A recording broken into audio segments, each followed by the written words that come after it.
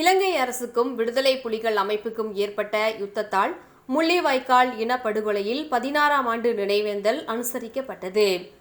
இலங்கை அரசுக்கும் தமிழக விடுதலை புலிகளுக்கும் இடையில் யுத்தம் கடந்த 2009ஆம் ஆண்டு மே 18ஆம் தேதி அன்று வன்னி பெரும் நிலப்பரப்பில் தமிழ் மக்கள் கொத்து கொத்தாக அழிக்கப்பட்டமையை நினைவு கூறும் முகமாக ஆண்டுதோறும் முள்ளிவாய்க்கால் பகுதியில் நினைவேந்தல் நடத்தப்பட்டு வருகிறது.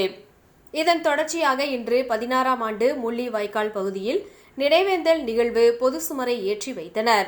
இதில் ஆயிரக்கணக்கான தமிழ் மக்கள் கலந்து கொண்டு இன அழிப்பில் உயிரிழந்த உறவுகளுக்கு தீபம் ஏற்றி கண்ணீர் அஞ்சலி செலுத்தினர்.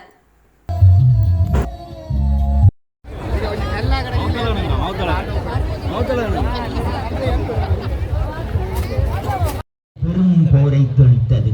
அப்போரை மகாவம்ச இதிகாச வரலாற்று புனைவின் விவரணங்களுக்கு உங்கள் பாவங்களை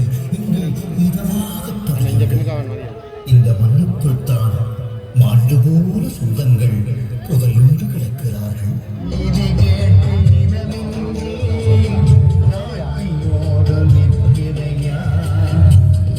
அதோடு வாகனங்களை வந்திருக்கக்கூடியவர்கள்